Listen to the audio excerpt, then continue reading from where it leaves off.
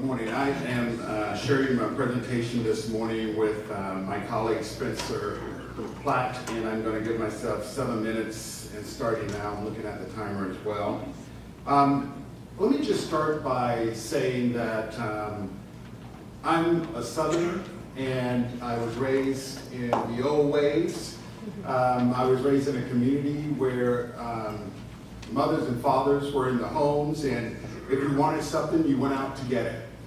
My notion of who I am is not defined by responding to whites or anyone else.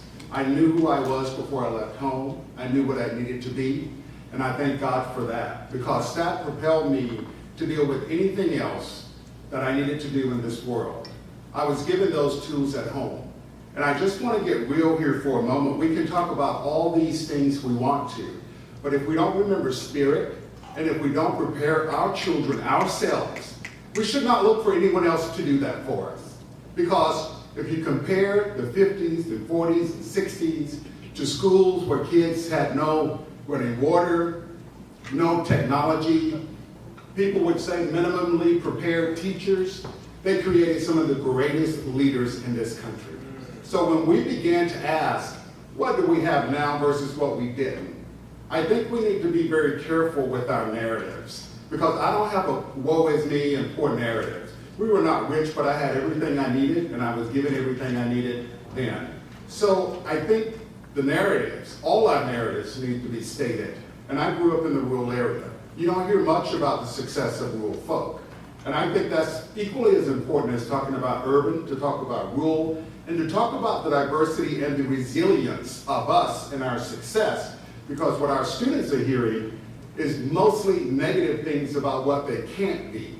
And I was raised in a school system. I was the first class to integrate, and I was always told I could do what I could do. My parents were involved, and the teachers were accountable, but we were accountable to each other.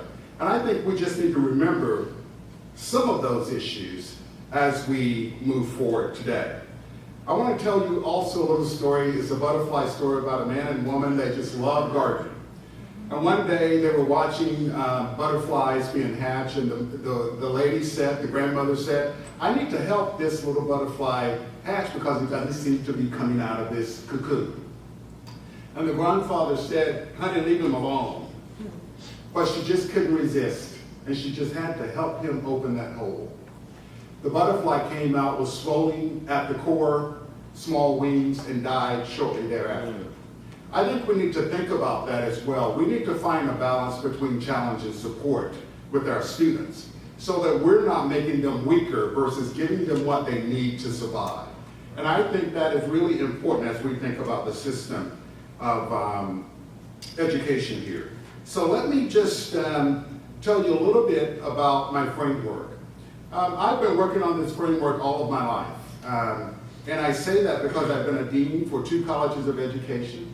I started with first being my research was sparked by Jacqueline Fleming's book, Blacks in College. For those of you who may need to know that, 1984, it was a wonderful book, Blacks in College. And I read that book and I thought, that's interesting, because she looked at blacks who were in mostly historically black colleges and what they were doing. And I decided that when I worked on my doctorate, I would look at students in colleges, but I often find that people are comparing apples and oranges, blacks against whites in the same kinds of institutions. So what I did, I decided to look at private white institutions and private black institutions, to look at dominant race environments, to see how they behave and compare the outcomes of dominant race groups. And they were very similar. They were involved and expended the same amount of energy to get these educational outcomes if you were in a dominant race environment. Now, if you were a minority in those environments, whites who attended HBCUs tend to have greater gains than blacks who attended white institutions. And we can talk about the whole host of those. It's published if you ever want to look it up to read it. But it was interesting to me that we all are always comparing apples and oranges versus really looking at the environments and what's in those environments to make a difference. So in my framework, I often think about input, process, and outputs. Now that's influenced by my systems engineering background. Oftentimes, when you look at the middle of the process, what's going on in the classroom? Students end up in the classroom and the teachers don't know anything about their background. They don't know how to design the class in order to meet their needs. We do this in college. Students come into our classrooms, we don't know anything about our college students, but yet we have a preset curriculum designed with outcomes in order to meet their needs when we know as educators, there is no way that you can really help a student reach its needs until you can tell who that person is and the challenges that they come with. As a Dean for a College of Education and as someone who's built minority male programs, I was part of the initial group for Call Me Mister at Clemson. I'm currently working on a California State minority male initiative to get teachers in the classroom.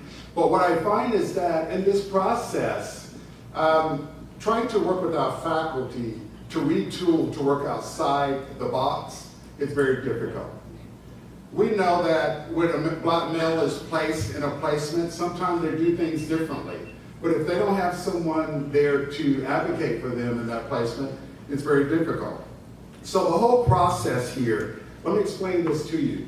The inputs, of course, is what the student brings from the background into the educational environment. The process is the educational environment, or whatever they're going through, a curriculum, the kinds of faculty, co-curricular activities to help them become successful, and then the outputs, of course, is what they leave with.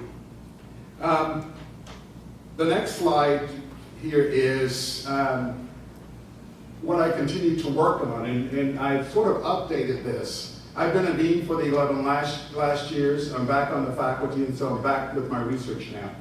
But a lot of things that you've heard this morning is very, very influential. We're trying to make sure we look at our systems in a systemic way for black males. It is impossible to look at just one issue and draw a conclusion without looking at things from a sociological, anthropological stance. And so I'm going to stop now, but I just want you to realize that everything we're doing in this conference, we need to find a way to put it in a systemic way so that we can use it, and it's important. But beyond everything else, I think if we're not paying attention to the spirit and the strengths of what's been done before us and how to make that successful, then we're not paying enough attention. Thank you.